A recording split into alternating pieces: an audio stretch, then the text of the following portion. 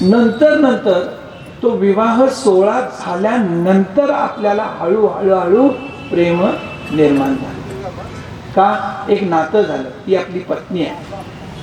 बघा संत तर काय म्हणतात, मुलं बळ असतील तोपर्यंत पत्नी नाही, नातं आपल्याला परिपूर्ण होतं. आता बघा रुक्मिणीच्या पती सोयरिया असं का म्हटलं? त्याला कारण, आपण गोकुळात जाऊया थोडा का. भगवान सकाळी उठले, गाई वासरं गोप गोपी सगळ्यांना घेऊन बाहेर पडले. जाताना ते काय करायचे? शिदोरी घ्यायचे आणि कुरणात जायचे, त्या शेतात जायचं, रानावनात जायचं. भगवंताचीच लीला. 10-11 वाजल्याबरोबर म्हटले आम्हाला भूक लागली, आणि त्यांनी सगळ्यांनाच भूक लावली. आता भगवंत असते, माया त्यांच्या हातात. गोपींना भूक लागली, गोपांना भूक लागली, आणि भगवंताला भूक लागली. सगळ्यांनी आपल्या त्या न्याहारी उघडली. त्या न्याहारी उघडली, जेवणाला सुरुवात केली, आणि ते जेवण त्यांनी पूर्ण केलं. थोड्या वेळानं काय झालं, तासभर गेल्याने भगवंतानं परत आपली लीला केली, परत सगळ्यांना भूक लागली. आता प्रश्न आला की आता भूक लागली म्हटल्याबरोबर भगवंत म्हटले चला कोणाकडे काय काय जरा सांगा. सगळेजण म्हटले मग आमच्याकडे काही शिल्लक नाही. सगळ्यांच्या शिदोऱ्या बघितल्या, सगळ्या संपल्या होत्या. भगवान म्हटले मला तर भूक लागली. बरेच सगळे म्हणा लागले गोप गोपी मलाही भूक लागली. मग आता भगवान म्हटले काय करूया, चला गोकुळात जाऊ. आता सगळे गोप गोपी म्हणाले गोकुळात जाऊ, हे बरोबर आहे हो. गोकुळात गेल्यानंतर घरातली घेतील का म्हणले, एवढ्या लवकर तुम्ही का आला? तेही बरोबर झालं, तुम्ही लवकर आला हेही बरोबर आहे, घरात घेणारच नाही, पण त्या गायी यायला पाहिजे का नाही? पूर्वीच्या गायी कशा असायच्या, सकाळी सोडलं की संध्याकाळी सूर्य मावळताना गोरज मुहूर्तावर.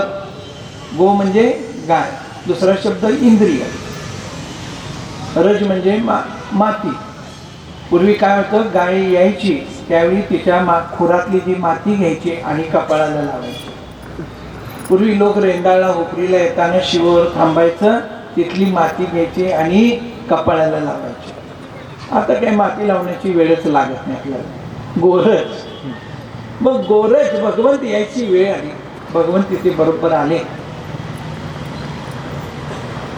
की गोकुळ असं आनंदानं फुलून जायचं. माता म्हणले एक करावं लागेल, संध्याकाळ तर व्हायला पाहिजे, त्याशिवाय गायी तर गोकुळात जाणार नाही. मग आता काय करायचं?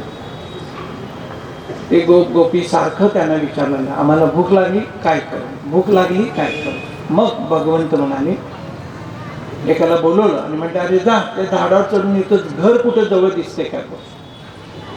तो झाडावर तो मुलगा चढला आणि वर बघितलं, एका ठिकाणी धूर आलेला दिसला. जिथं धूर आहे म्हणजे अग्नी आहे, आणि जिथं अग्नी आहे तिथं माणूस आहे. तो म्हटला भगवंता कृष्णा हाय बाबा, तिथं धूर दिसतोय. होय ना, चला म्हणते. सगळे गाई गुरं हे सगळा लवाजमा तिथं गेला. त्या घरापासून एक अर्धा किलोमीटर भगवंत थांबले झाडाखाली. मी काही येणार नाही, तुम्ही फक्त त्यांना सांगा भगवंत आले, त्यांना भूक लागल्या, काहीतरी खायला द्या त्यांना. हे सगळे गोप गोपी पहिल्या ते पुढच्या दाराने गेले. आज बघतात तर आज सगळीकडे यज्ञ सगळं चालले होते, तूप घालत होते, स्वाहा स्वाहा चाललं होते. सगळे असे ऋषी बसलेले, ब्राह्मण लोक बसले होते, त्यांचं सगळं चाललं होतं. एकाचं लक्ष केलं त्या मुलाकडं, का आलास रे? ते म्हणले महाराज आम्हाला भूक लागल्या. अरे इथं तुला कळत नाही का? म्हटले यज्ञ चाललाय. बरोबर आहे, माझ्यापेक्षा म्हटले भगवंताला भूक लागल्या. ग बसा म्हटले, सगळे खोटं बोलतात म्हटले, भगवंताच्या नावावर सगळी घेऊन जातात म्हटले, कुठलं कुणाला काय देणार नाही, चला येत ना म्हटले. ते काही जाई ना, ते थांबले परत येऊन. त्या ब्राह्मण त्याला म्हणायचं अरे जावा जावा म्हणायचं, जा म्हणले तरी हा जायला तयार नाही. त्यातला एक ब्राह्मण उठला हातामध्ये ते तूप घालायचं लाकडी असतं की नाही, तिची पळी घेतला आणि त्यांच्या पाठीमागं लागला. लागल्याबरोबर सगळे पळत पळत भगवंताजवळ आले. भगवंताला म्हणाले, भगवंता, अहो त्याने हाकलून दिले की म्हणले, कुठलं भगवंताला भूक बीक लागत नाही म्हणले, तुम्ही खोटं बोलताय म्हणले, भगवंत काय असं जेवतो का म्हणले. असं सगळं भगवंताला सांगितल्यानंतर भगवंत म्हटले, आता असं करा, मागच्या दारानं जा. मागच्या दाराला कोण राहतात? ऋषी पत्नी राहतात. मग परत हा सगळा लवाजमा मागच्या दाराने गेला. पाहतो तर काय, त्या सगळ्या प्रसाद करत होते, जेवण तयार झालं होतं, त्या यज्ञाची समाप्तीची वाट बघत होती. आणि गोपी म्हटले, माऊली जेवायला आम्हाला द्या, कान्होबाला भूक लागली. भगवंताला म्हटले नाही, कान्होबाला. सगळ्या ऋषी पत्नी सगळ्या वळून बघितल्या, अरे काय कान्होबाला भूक लागली तुझ्या? होय होय म्हटले, घ्या की म्हणले हे सगळा प्रसाद, जावं म्हणले घेऊन सगळे. आणि सगळी भांडी उचलली मुलाने आणि ती घेऊन निघाली की. आणि हे सगळं चित्र एका ऋषीनी ब्राह्मणाने बघितलं. अरे म्हटले हे सगळे प्रसाद घेऊन कुठं पळायला लागले. म्हणून तो बाहेर येऊन बघतोय तर आपल्या पत्नी सुद्धा त्यांच्या मागून निघाली. तुम्ही कुठं निघाला म्हणले. ते म्हटले भगवंत आले, त्यांनी त्यांचं दर्शन घ्यायला. कुठलं भगवंत काय नाही म्हणाले, तुम्ही त्याच्याकडे जायचं नाही म्हणले. कोण कान्होबा? तो गवळ्याचं पोर, यादवाचं पोर, तुम्हाला काय करायचं नाही म्हणले. आम्ही ज्ञानानं त्याला, कर्मानं ज्ञानानं सगळीकडनं त्याला अनुभवलेला म्हणले. तुम्ही काय सांगताय आम्हाला? त्या ऋषी पत्नी ऐकायला तयार नाही. बघा, प्रसादाच्या पाठीमाग हे सगळे पत्नी निघाल्या आणि हे ऋषी त्यांच्या पाठीमाग. एका पत्नीला पकडलं आणि म्हणते, चल तू इकडे परत आश्रमात. म्हणते, बघा, देहावर तुमचा हक्क आहे, मनावर तुमचा हक्क नाही. माऊली, देह संसार आहे, पण मन पांडुरंगाकडे पाहिजे. झाले की उत्तरच संपलं त्यांचं. मग त्या ऋषी पत्नी तिथं आल्या, त्यांनी दर्शन घेतलं. भगवंताला म्हणाल्या, बाबा आम्ही हे सगळं सोडून तुझ्याकडं आलो. भगवंताने त्यांना वर दिलं. माझा विषय होता तो रुक्मिणीचा पती. बघा, आमच्याकडे कोणतरी काय मागायला आलं दारात तर आम्ही काय म्हणते, हे जा, तुला काय काम बी माहीत आहे नाही. तर तोपर्यंत आतून हाक येते, हे अहो थांबवा त्याला, अर्धी भाकरी तरी देईल. हे कोणाचं प्रेम, वात्सल्य कोणाचं? रुक्मिणी मातेचं. म्हणजे घरामध्ये एक रुक्मिणी असते, ती नाही असं म्हणत नाही. बघा, एखादं महत्वाचं काम व्हायचं असेल आणि साहेब ओळखीचे आहेत पण ते काम करत नाही आणि वहिनी पण ओळखीचे असते. मग आपण साहेब काम करत नाही म्हटलं तर वशीला कोणाला लावतो? वहिनीच्याकडे जातो. आणि वहिनीच्याकडे गेलं, वहिनी माझं तेवढं काम असतं, बरं जरासं किचकट आणि अवघड आहे, पण तुम्ही का? ते म्हणतात, तुम्ही काय काळजी करू नका, मी काम केल्याशिवाय राहत नाही. झालं. त्यांचे जर पतिराज मोठे कोणतरी असले तर हे बघा, ते आले होते, त्यांचे काम करा, मी सांगतोय म्हणून काम करा. अहो ते तसं करता येत नाही, मी सांगतोय म्हणून ते करायचं. साहेबांचा आवाज, आता परत असली कामं घेत जाऊ नकोस, मला फार अडचण होते, आता काम करतो, परत कोणाचं वशिला घेऊन येऊ नको.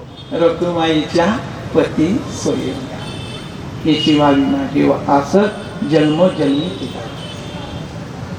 काय मागावं? दास मागावं. कसं मागावं? जन्मोजन्मी. कुणाकडं मागावं? भगवंताकडं मागावं. मागणे इतकं सुंदर पाहिजे बघा, देवानं ते आपल्याला दिलं पाहिजे आणि ते देणं इतकं आनंदानं घेतलं पाहिजे. तुकाराम महाराजांनी मागितलं की हे देवा, माझी एकच इच्छा आहे, अखंड तुझ्या चरणाच मी थांबलो पाहिजे. ते चरण नसेल तर मी थांबू शकत नाही. म्हणून आपलं वस्तीस्थान ते आहे. म्हणून संसार करताना विठ्ठलाचं नाव घ्यावं. एक दृष्टांत सांगतो. 2 बायका होत्या, 5 मिनिट राहिले, 5 मिनिट राहिले, प्रवचन संपलं. झाला आता टायमिंग झाली 7 वाजता. 2 स्त्रिया होत्या, दळत होत्या. नेहमीचं पूर्वीचं दळण, दोघी दोन एका ह्याच्या दळत होत्या आणि दळत दळत खायचं. हरभरं दळत होते. एका बाईला सवय होती त्यातल्या हरभरं करायचं खाण्याचं. आपल्या घरात सुद्धा काही माऊलीशी सवय असते, गरम गरम चपाती करायची आणि चार बुडवायचं आणि खाऊन टाकायचं. आहे माऊली आमच्या घरात आहे, तुमच्या घरात मी काय सांगणार नाही, मला कोल्हापूरला जायचं आहे. तर काही माऊलीला ती सवय असते, एखादा पदार्थ आवडीत असतो ते जरा जरा खाऊन घ्यायचं. मोठे जेवण घरात मोठे जेवण असेल, 15-20 लोक जेवणार असेल तर त्या आधी 4 चपाती खाऊन रिकाम झालेलं असतं, मिळेल किंवा न मिळेल. मग ती बाई काय करायची, हरभर खायची. दुसरी बाई अगदी निवांत बघायची आणि म्हणायची, अगदी ती म्हणायची, अगं हरभर कशी खातीस तू, तू आता नैवेद्य करणार ना. होय, मग देवाला उष्ट चालतं का. मला काय माहित नाही बघ, लहानपणापासून मला सवय हरभर खायची आणि भगवंताचं नाव घ्यायचं. काय पण वस्तू काय पण काम कर, तोंडात काहीतरी खायला घालायचं. मला दुसरं काहीही सुचत नाही. होय, दळून झालं, दोघी आपल्या ते बुट्टीतनं ते पीठ घेऊन निघाले. पावसाचा दिवस होतो, रस्ता निसरडा झालेला, चिखल, पूर्वीचं रेंदा, पाय निसटलं, दोघीच पडल्या. एक हसल्याने एक रडली, एक हसल्याने एक रडली. मला सांगा बघू कोण हसले. मी टीचर होतो ना. कोण हसली तुम्ही सांगा, कोण हसले आणि कोण रडले. जो आयुष्यभर परमार्थात येतो ना, अखंड साधना करतो, हरिपाठ म्हणतो, इथं येऊन सेवा करतो ना, त्याचं मरण असतं ना, ते हसत हसत असत. देवा कपडे मळले, टाकून दिले, आता दुसरे कपडे मिळणार आहेत, निघालो मी देवा. बघा तुकाराम महाराज सुद्धा हेच म्हटले, देवा मला जन्म तेवढ्यासाठी दे, याची सेवा करायची, संतांची सेवा. एकदा यातला आनंद कळला ना, मृत्यूला घाबरत नाही, आनंदानं असं निघून जात. पण रडतोय कोण, माझं कसं व्हायचं, काय व्हायचं, डोळे झाकण्यापूर्वी पोरगं दिसायला पाहिजे, पोरगी दिसली पाहिजे, सगळ्या आवडत्या वस्तू समोर ठेवायच्या. मृत्यू बघत बघत त्यांच्याकडे जातो. रडत रडत डोळ्यात 3 प्रकारचे अश्रू असतात, मी आता बोलत नाही. एक दुःखाश्रू, आनंदाश्रू आणि योगाश्रू. इथं योगाश्रू असतात गुरु भेटल्याने. हा रडत रडत जातो, दुःखात जातो, जाताना पाठीमागच्याला दुःख देऊन जातो. संत पाठीमागच्याला दुःख देत नाही, संत जाताना इतके आनंदी जातात. मग हसलो कोण, ती बाई हसली. कोण, हरभर खाते. ती म्हणली, हरभऱ्याचं पीठ गेलं तर जाऊ दे, पण मी खाऊन घेतले नाही. म्हणून सेवा इथं करत असताना काय सगळं व्यवस्थित, त्याबरोबर ते नाव घ्यायचं. ती दुसरी रडली काय, देवा मी सगळं केलं, नाव नव्हतं तिचं देवापर्यंत, नुसतं कर्म असं म्हणले. ते तुझ्यासाठी करायला गेलो, ह्यातलं काय, ह्यातलं पीठ जे हरभरे ते 4 जण खाल्ला असतं तर बरं झालं असतं, ते पण पोटाला मिळालं नाही, रडत बसतो. आपण हसायचं का रडायचं, हसणार ना, अखंड हसायचं. आणि व्याधी आनंदानं स्वीकारायची. आलाय तो येणंही त्याच्याकडंच. माझ्या घरी माझी बहीण आली होती आणि रात्री 2 वाजता तिला हार्ट अटॅक आला. हार्ट अटॅक आल्यानंतर ती मला म्हटली माझ्या गावी घेऊन. मी म्हटलं नाही, मी आता तुला दवाखान्यात ॲडमिट करतो. आणि दवाखान्याच्या पायरीवर गेलो आणि तिनं देह ठेवला. आत नेलं, डॉक्टर म्हटले गेली आहे. मी तरी उपाय बघतो आणि ते पंपिंग केलं आणि ती जागी झाली आणि बरी झाली. मी तिला म्हटलं तुझा मृत्यू झालाच नव्हता. ज्ञानेश्वरीमध्ये आहे, आपल्या 15व्या अध्यायामध्ये ती ओवी आहे. देहातला प्राण गेला तर सूक्ष्म देहात राहतो आणि तिचा सूक्ष्म देहात राहिला होता, म्हणून तो परत आला. म्हणून तिला म्हटलं, मग तुला काय वाटलं. काय नाही, मला म्हटली दादा मी डोळे झाकल्यानंतर खोल खोल खोल असं दरीत गेल्यासारखं वाटलं. थोडं काय झालं मला माहिती नाही. आता म्हटलं राहिलेलं सगळं आयुष्य त्याच्याकडे, विठ्ठलाकडे, हे लाखातून आणि ह्याच्यातून.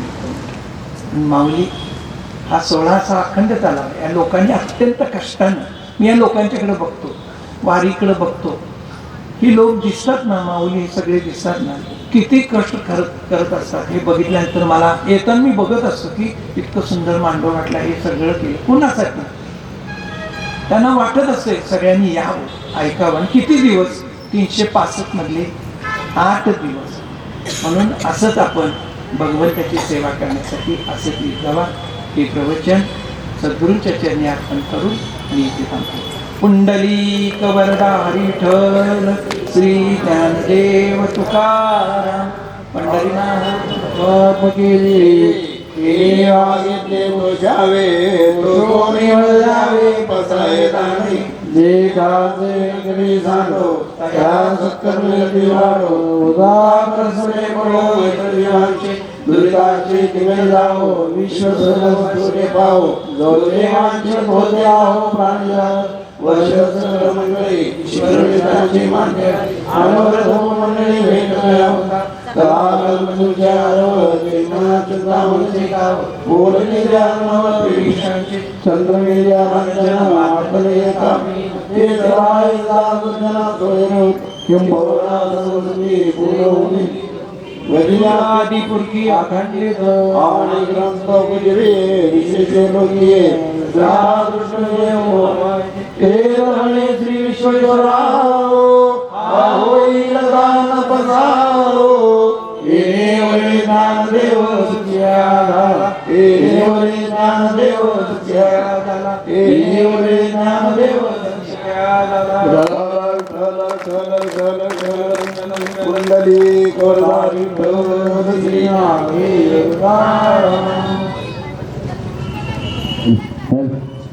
पटयानंतर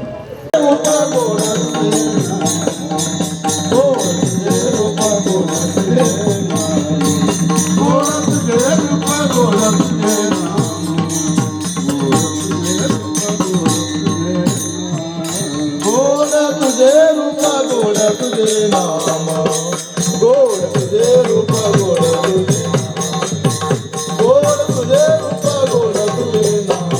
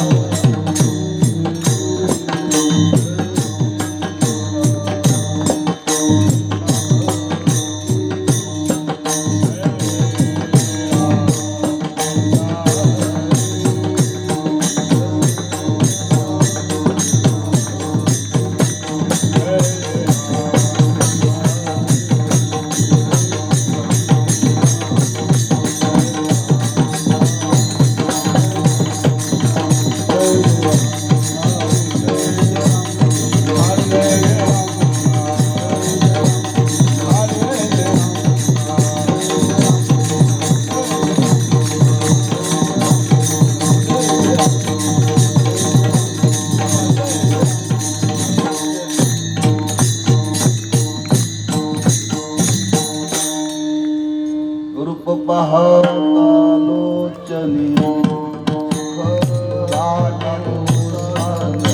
तो हा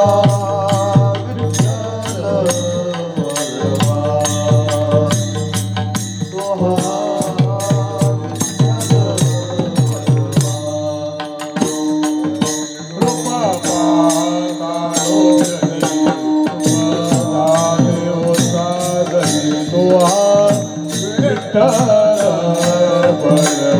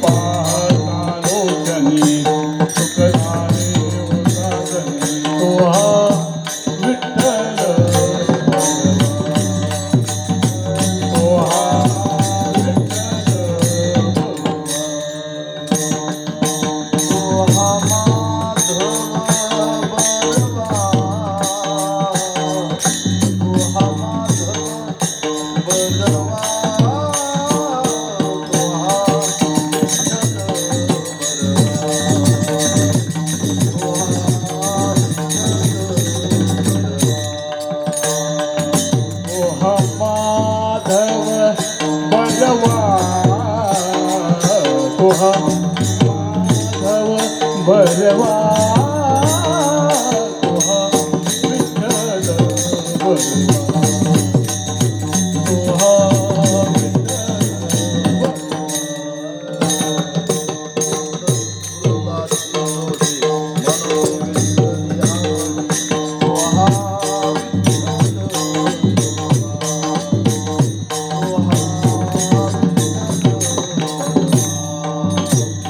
बहुता सुकृताची जोडे म्हणून विठ्ठली आवडी तुहा विठ्ठल वरवा तुहा विठ्ठल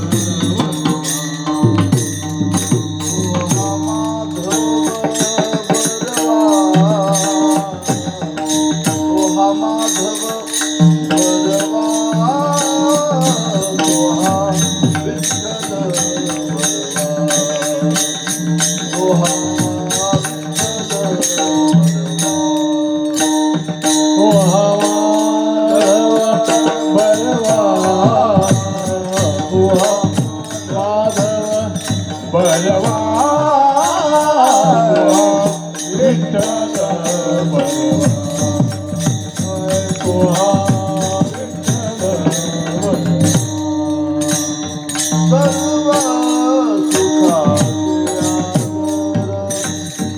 सर्व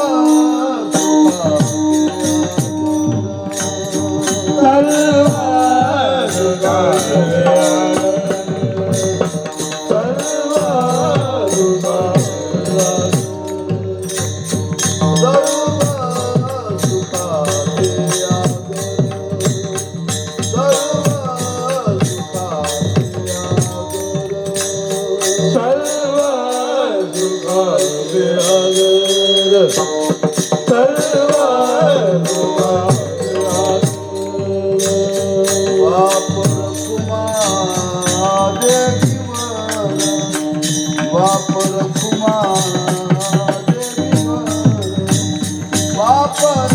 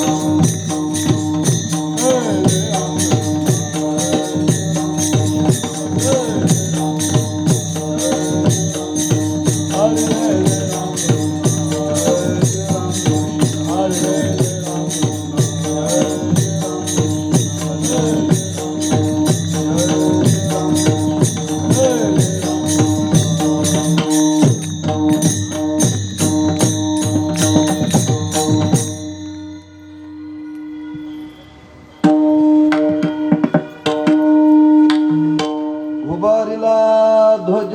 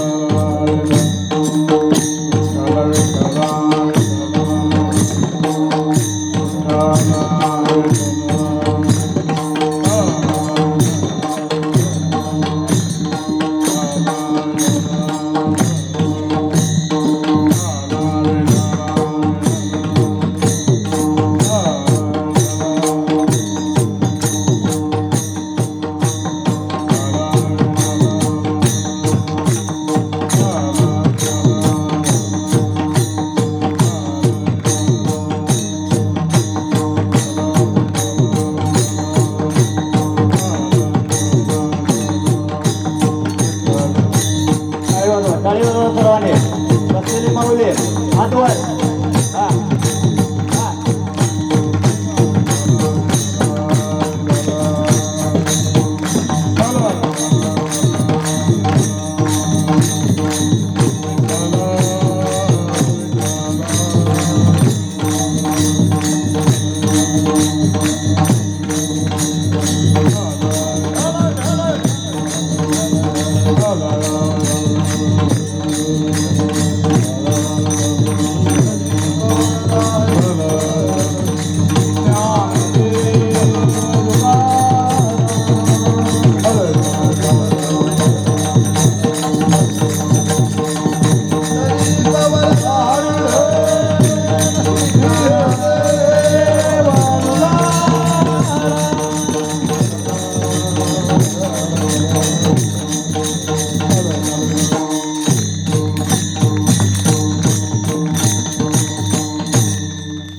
उभारिला ध्वज तिही लोकावरी उभारिला ध्वज तिही लोकावरी ऐशी चराचरी कीर्ती गांधी. ते हे निवृत्तीनाथ ज्ञानेश्वर सोपान मुक्ताबाई ज्ञान दीप्ती कळा धरुणी सगुण रूपे केली बाल क्रीडा बोलविला रेडा निगम वाचे बैसोनिया वरी चालविली भिंती चांग देवा प्रति दिली भेटी मग वास केला अलंकापुराशी पिंपळद्वाराशी कनकाचा ते हे निवृत्तीनाथ ज्ञानेश्वर सोपान मुक्ताबाई ज्ञान दीप्ती कळा निळामणी ज्यांच्या नामे करिता घोष निळामणी ज्यांच्या नामे करिता घोष न तळती दोष कळी काळाचे ते हे निवृत्तीनाथ ज्ञानेश्वर सोपान मुक्ताबाई ज्ञान दीप्ती कळा पांडुरंगा करू प्रथम नमन दुसरे चरण संतांच्या त्यांच्या कृपादाने कथेचा विस्तारू बाबाजी सद्गुरु दास तुका नमो ज्ञानेश्वरा निवृत्ती उदारा सोपान देवा नमो मुक्ताबाई त्रिभुवन पावनी आद्यत्रे जननी देवाची नमो सद्गुरु तुकया ज्ञानदीपा नमो सद्गुरु